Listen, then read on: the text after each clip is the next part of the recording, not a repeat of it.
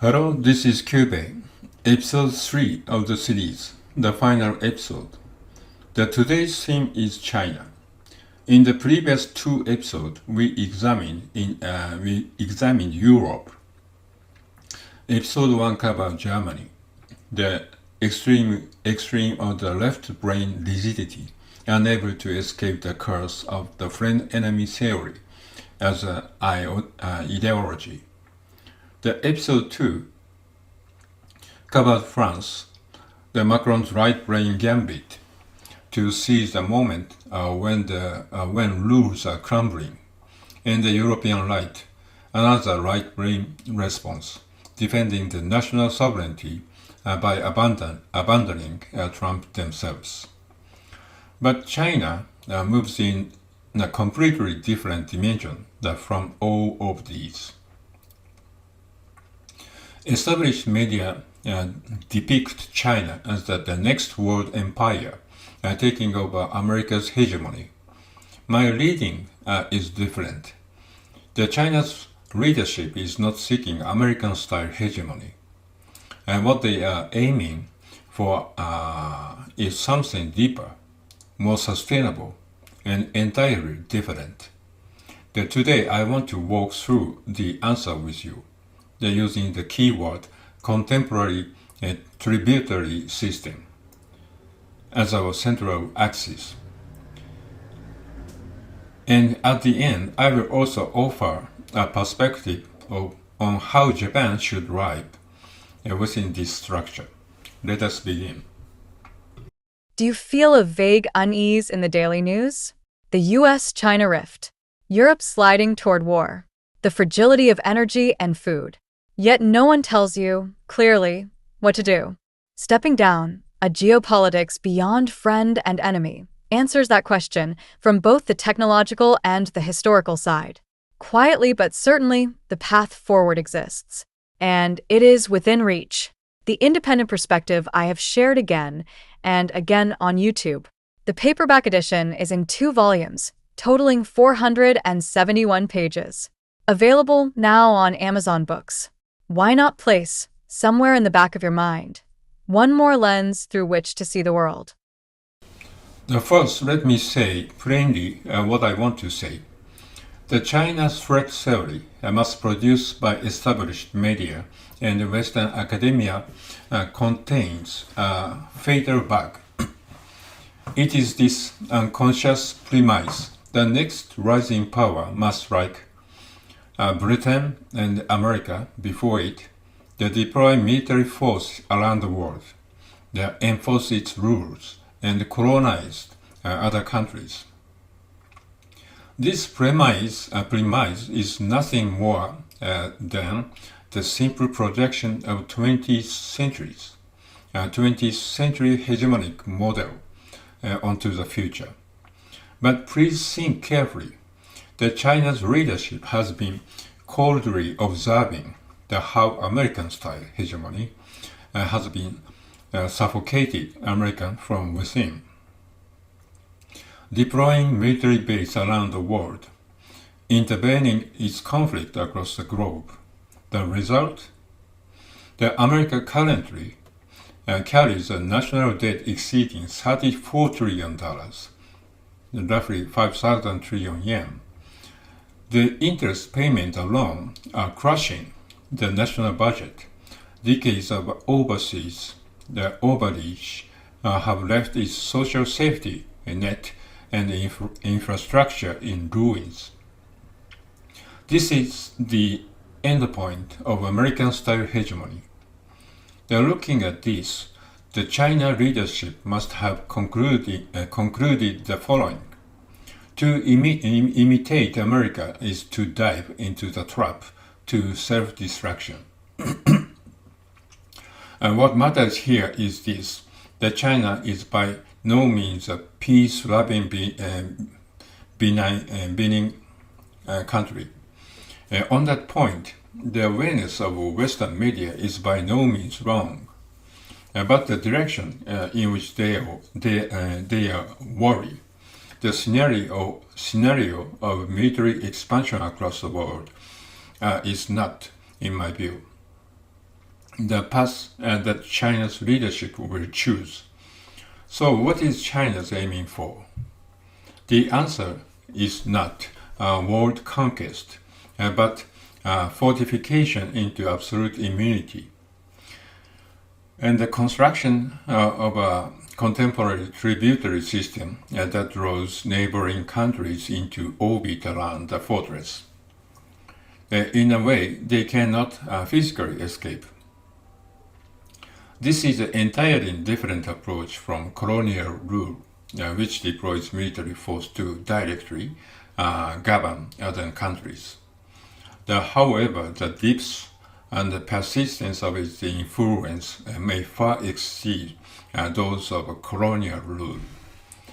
This is the structure I want to dissect with you today. There is one most reliable clue to understanding China's true objective. It is the 15th Five-Year Plan, formally adopted at the National People's Congress in March 2026. This is the design document for China's national strategy from 2026 to 2030, a detailed 141-page plan already publicly available. This plan contains a critically important shift clearly written into the text. First, the GDP growth target has been substantially revised downward from previous plans. It is now set at approximately 4.5% per year. What does this mean? It means China is no longer aiming for quantity, that is, the title of world's largest economy. The keyword now elevated in its place is new quality productive forces in English. Stated simply, a great transition from quantity to quality, from scale to autonomy. Concretely, what is being strengthened? First, the establishment of complete self-sufficiency in advanced technology fields, semiconductors, AI, quantum technology, new energy. Even if the Trump administration deploys further tariff pressure or technology blockades, China aims to build the physical resilience to withstand them. That is the goal. Second, the construction of what is called decoupling resistance, thoroughly eliminating external dependencies from supply chains. China's economy has long been considered vulnerable due to its reliance on imported advanced semiconductors and materials from the West. The plan's core is to remake this within 5 years into a system that completes itself domestically. Third, a cold-blooded acknowledgement of domestic difficulties. Real estate downturn, youth unemployment, population decline. Rather than forcing these headwinds back through Soviet-style quota-driven, produce more and grow more, the plan accepts lower growth in order to build autonomous quality. What matters here is the fact that this plan barely speaks of outward expansion. What it speaks of is purely reinforcement from within. In other words, the 15th Five-Year Plan does not present a vision of going out into the world with a strong military. It presents the vision of building an autonomous fortress that absolutely cannot be shaken from within, no matter what pressure comes from outside.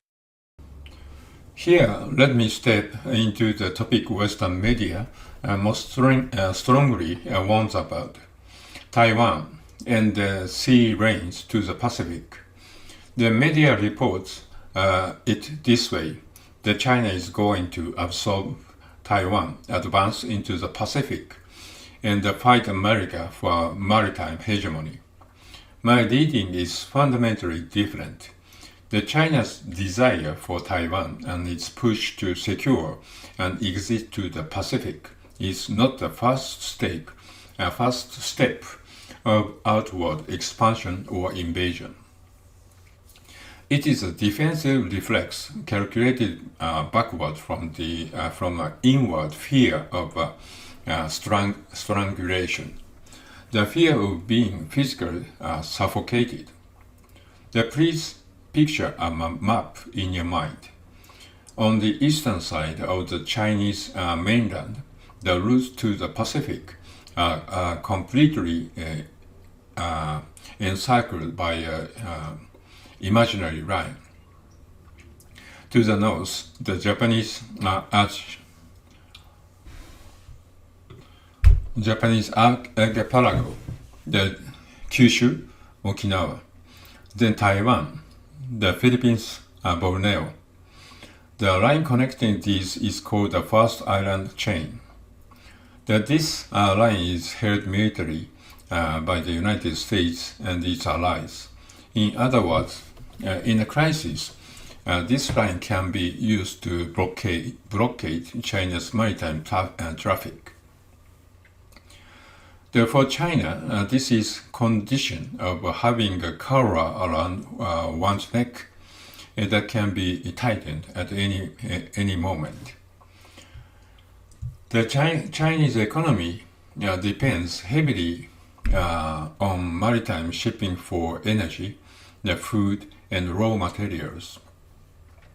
If the First Island Chain were fully blockaded,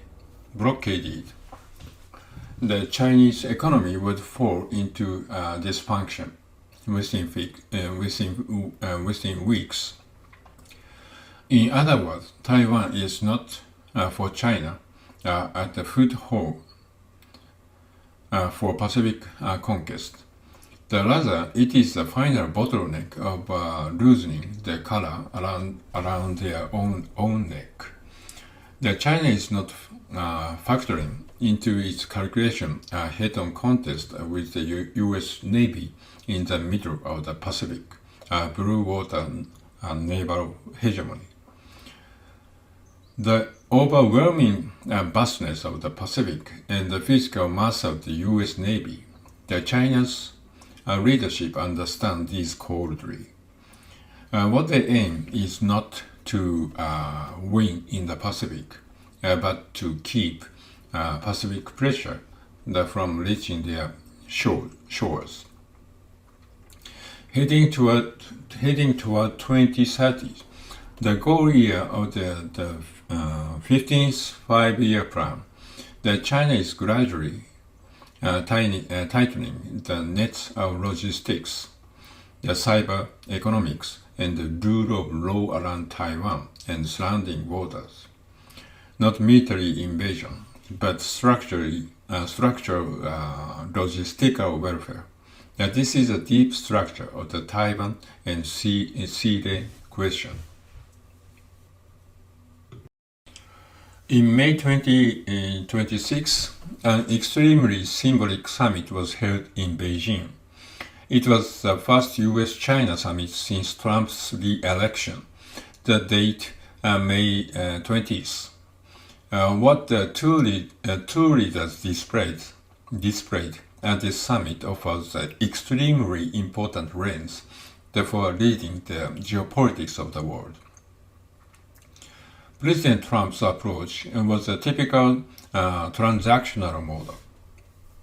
In December 2025, the Trump administration approved $11 billion arms supply to Taiwan, about 1.6 trillion yen.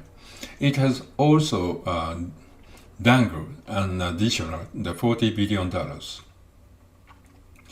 For Trump, the Taiwan is simply a trading chip for extracting tariff and trade concession from China. The threaten to defend Taiwan, the forced economic concession from China, that is Trump's simple logic. But Xi Jinping's response was on an entirely different dimension. The China's direct warning, the particular from Foreign Minister Wang Yi to U.S. Secretary of State Marco Rubio, can be summarized this way.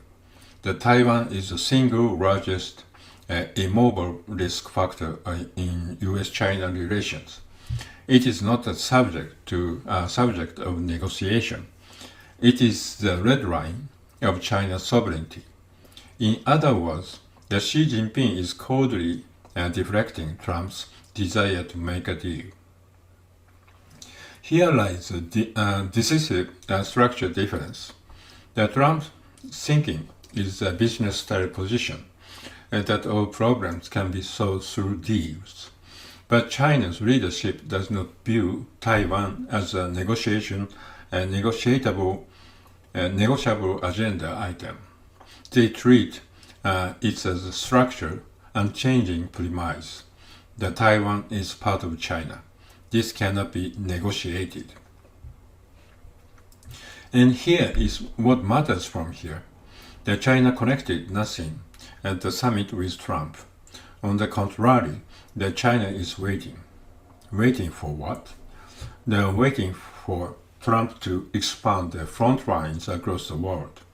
Iran, South America, Greenland, Europe, engaging in all of them simultaneously as America's domestic politics and finance self-destruct of their own accord.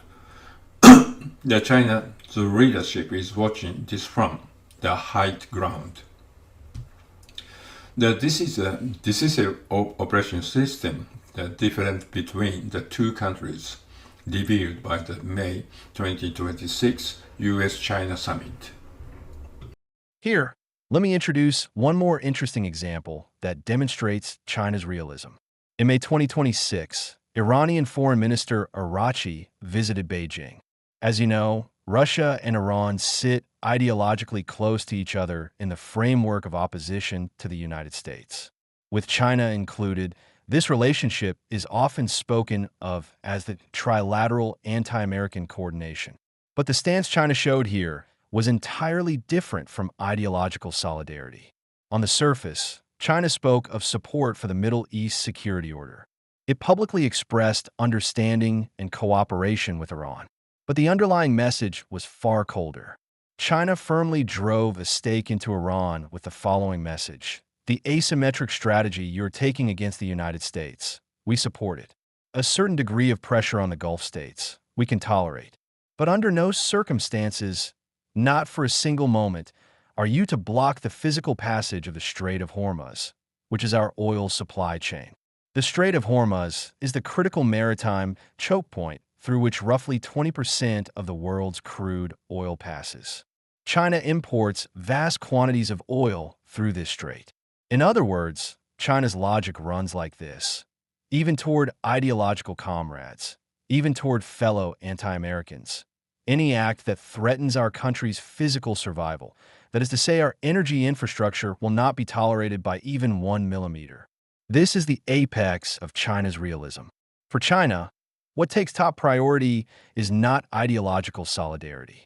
It is securing the physical conditions of its own survival. Before ideology comes food, energy, raw materials. Securing the conditions that prevent these from being cut off, that comes above all else. This is the thoroughgoing pragmatism of China's leadership. Now let me step into the core theme of today's episode. What exactly is the contemporary tributary system that China is aiming for? First, let me look back at history briefly. From ancient times until the early 19th century, a system known as a tributary order existed in East Asia. It was a relationship in which surrounding states offer tribute, the symbolic gifts, to the Chinese imperial dynasties at the center, and in return received investiture, the meaning recognition as kings, from those dynasties. Japan too, from the era of Prince Shotoku, participated in this tributary order through the embassies to Sui and Tang China. Here is what is important: the essence of the tributary order. The China did not station military force in surrounding state and directly rule them as colonies. Rather, this was a system that drove surrounding states into China's gravitational field through soft influences: the culture, standards, technology, the currency, writing system. It was vastly cheaper than ruled by military force, and it was far more persistent. And here is what is important from the point that China's leadership has run this thoroughly from history. how poor the cost performance of direct military rule over the country is, and how efficient and persistent rule by soft gravitational field is. That they are now attempting to receive this in the context of modern technology and economy. This is a contemporary tributary system. Let me put through a metaphor that should be easy to picture. Picture the ancient Silk Road, the nomads from Central Asia, Persian merchant, Arab caravans. They made their way to the Chinese city of Chantan and Luoyang. They purchased silk, ceramics, and tea and carried these back to their homelands. At that time, they measured by Chinese units of weight and length, and they settled accounts in Chinese bronze coins and bolts of silk. Why? Because to do business on the Silk Road, the Chinese standards and Chinese currency were indispensable. China did not dispatch military forces to direct rule Central Asia, but anyone wanting to do business naturally had to adopt a Chinese standard and Chinese currency. That was the substance of the Asian tributary system. Rewritten in the contemporary version, it looks like this. China's current Belt and Road Initiative is precisely the Silk Road of the 21st century, and any country wishing to do business on this network must naturally accept Chinese technology standard, China's built infrastructure and settlement in digital yuan. It is not correction, but to continue to do in business. There is no other choice. This is the essence of the contemporary tributary system. Correctly, what are the modern China's standard and currency? There are three things. First, technology standard, the 5G, 6G, AI, electric vehicles, renewable energy infrastructure. The standards for all these are being normalized at the Chinese made. Once a country is locked in, it cannot escape from this system. The second, digital settlement. China is deploying its own settlement system, including the digital yuan, across the global south. Once a country economy is integrated into this settlement network, the cost of exiting becomes enormous. The third, supply chains.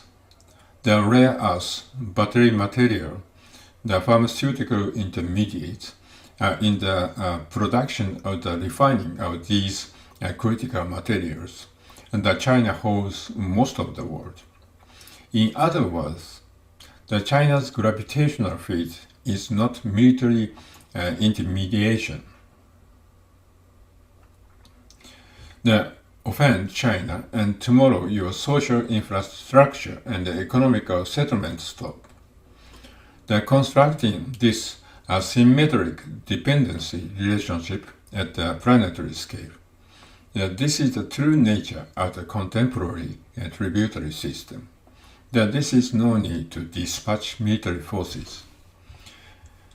If you hold economics, technology, and standards, other countries will come of their own accord to seek China's favor. This is entirely different from the rule from the 20th century hegemonic model. Welcome to today's deep dive. You know, we hear all the time about a new global empire rising. But what if the ultimate strategy isn't about military force at all? What if it's an ancient playbook of inescapable economic gravity. Today, we are looking at Chapter 7 from the KIL-114 script. Right, and it asks this massive question, which is a contemporary Chinese tributary system actually structurally possible in the 21st century? Exactly. And to answer that, we really have to look past the usual 20th century lens, right? Like, forget troop movement. Yeah, completely. The focus here is on creating this gravitational pull, a pull so strong that neighboring states get absorbed into an economic orbit they basically can't afford to leave. But to see if that works today, we kind of have to understand the original ancient model first. Because historically, the ancient tributary system worked mainly because China had overwhelming cultural and technological superiority. Yeah, and neighboring states were relatively small. Plus, there was absolutely no alternative civilizational sphere. I mean, you were either in the system or you were totally isolated. You were in the dark. Exactly. So the modern blueprint in this KIL-114 analysis, it tries to recreate that exact isolation, but digitally. We aren't talking about silk and bronze coins anymore. Right. It's about mandating technology standards Yeah. and digital currency settlements like the ECNY, right? Yes, and dominating critical mineral supply chains.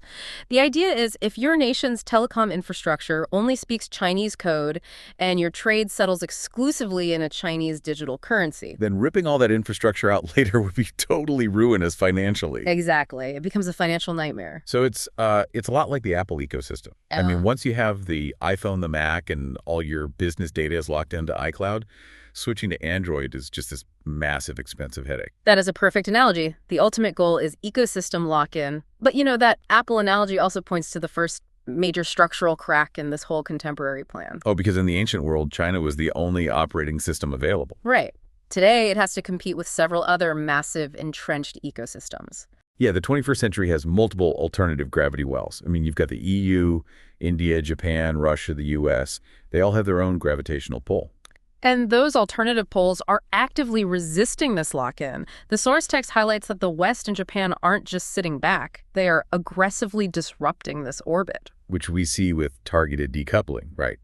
And those strict export restrictions on advanced semiconductors. Yeah, which essentially starves this rising tech ecosystem of its most critical hardware components. Wait, and you also have that accelerating trend of friendshoring, right? Like physically relocating critical supply chains. Like battery manufacturing or rare earth processing, strictly to allied nations. Exactly. The entire point of friendshoring is to artificially sever that economic gravity before the technological lock-in can even take root. Wow. Okay, so that absolute dominance over global supply chains, which the sources say is a prerequisite for a true tributary system, it just gets fundamentally blocked in the developed world. It does, but... But wait, what about the rest of the map? Because if you follow international news, the Global South is constantly painted as this massive, unified bloc, just sliding seamlessly into China's orbit. Right, people say that a lot. Yeah, so if Beijing successfully locks in Africa, Latin America, and the Middle East, doesn't the strategy still win? Well, that assumes the Global South is a monolith, which the source material vehemently tears down.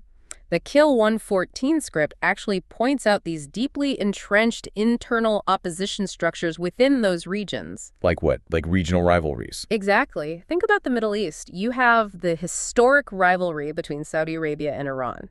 Or in South Asia, you have India and Pakistan.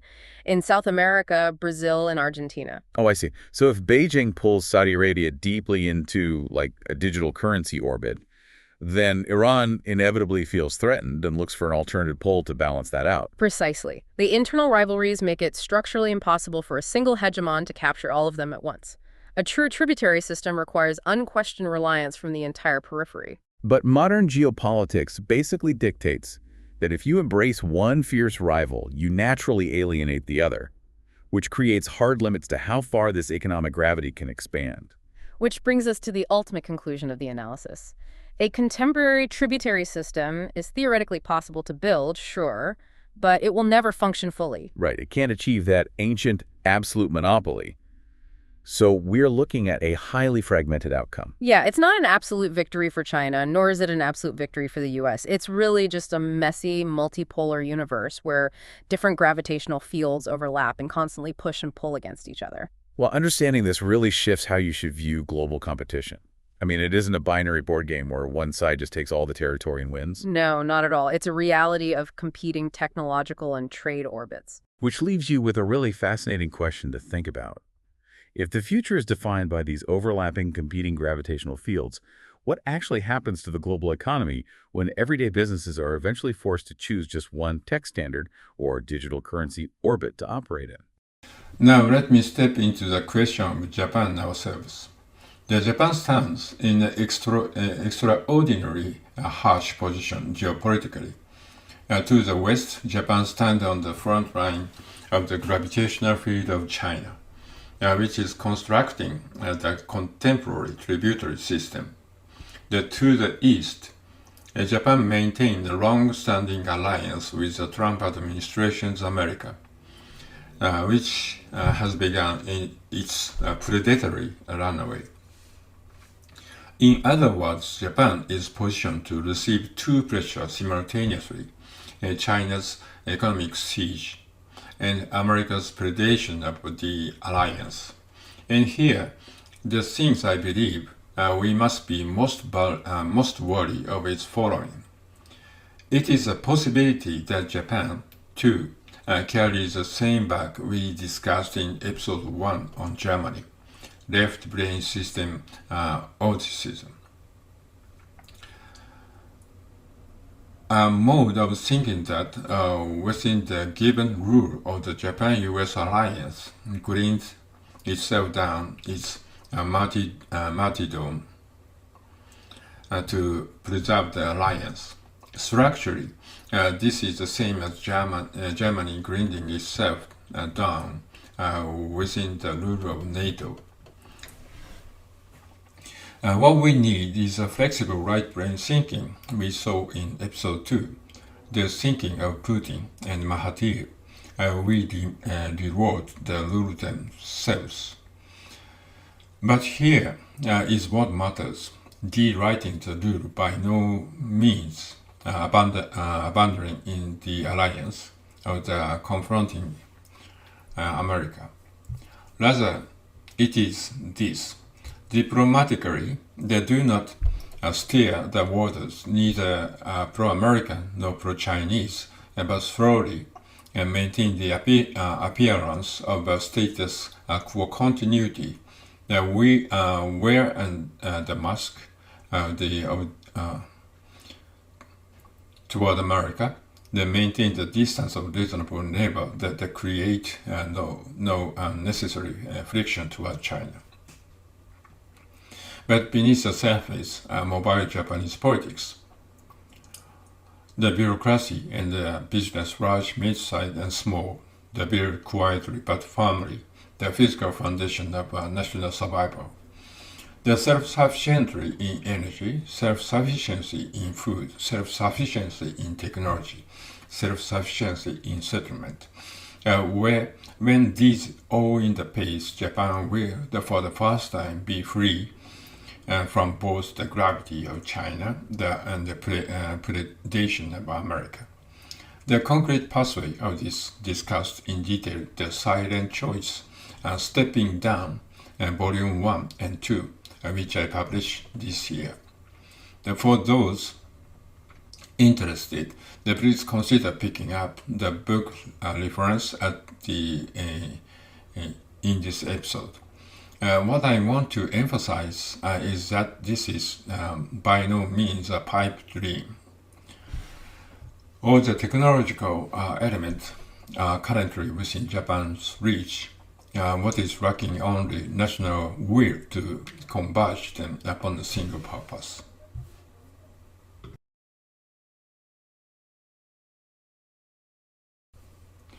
Episode 3 of the series, the final episode, we covered China. And here, let me look back over the whole three-part series. Episode 1, Germany. The left-brain rigidity of martyring itself to rules, bound by Schmidt friend-enemy theory as ideological OS.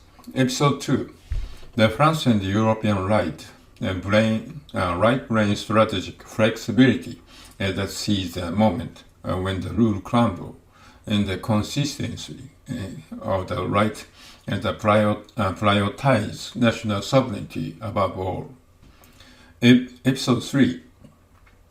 Today's China, the long-term structuralism that coldly avoids American-style hegemony and seeks to construct the gravitational field through the contemporary tributary system.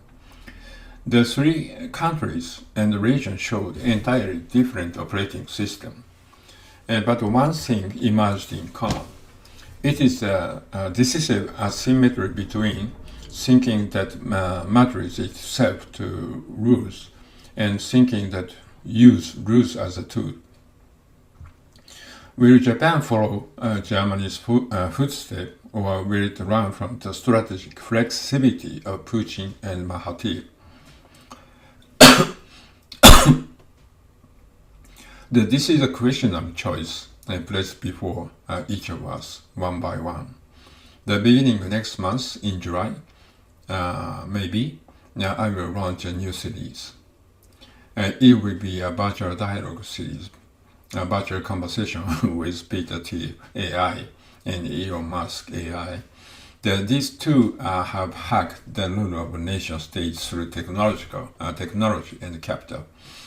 Where do their thinking and our silent choice, stepping down, resonate, and where they collide? I plan to explore this as a 4-episode series, maybe, not determined now. To all those who watch with me across these 3 consecutive weeks, thank you, truly. Thank you, truly. Please look forward to what comes next month as well. This was Cube. Thank you.